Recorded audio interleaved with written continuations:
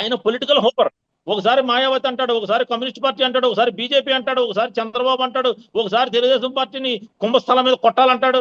ఏం మాట్లాడుతున్నాడండి? ఇప్పుడు ఈ రోజు ఆయన బయటకు ఎందుకు వచ్చాడో చెప్పనా? స్థానిక సంస్థల ఎన్నికల్లో జన సైనికులకి ఎంగిలి మెతుకులు వేసినట్టు 10% సీట్లు ఇచ్చి 90% సీట్లు టీడీపీకి ఇప్పించి ఈ జన సైనికులందరూ ఓట్లు కూడా టీడీపీకి ఏంచడం కోసం నయా మోసం తెరలేపాడు. ఆయన సీఎం అవడట. Yes, accepted. విజయ్ సీఎం అయిన తర్వాత వచ్చిన ప్రజలు తట్టుకోలేక నిజాలు చెప్తున్నాడు ఆయన. ఆయన సీఎం అవడం, ఆయన కాపు కమ్యూనిటీ అవసరం లేదు, వదిలేయండి sir. All the best Pawan Kalyan garu. స్థానిక సంస్థల ఎన్నికల్లో పవన్ కళ్యాణ్ గారు వ్యూహాత్మకంగా వ్యవహరిస్తారట. వ్యూహం ఆయనకు వదిలేయాలట. మొన్న వదిలేసాం. ఏం చేశాడు? చంద్రబాబు నాయుడు సీఎం చేసి డిప్యూటీ సీఎం తీసుకుని ఈయన ఈ కథలు చెప్తున్నాడు మాకు. ఈ డిప్యూటీ సీఎం కోసం కాదు, మేము కోరుకున్న డిప్యూటీ సీఎం కాదు, పవర్ షేరింగ్. పవర్ షేరింగ్ అంటే అలా కాదు, అదే ఆయన వ్యూహం ఏముంటది మీకు అర్థం కాలేదేమో బహుశా.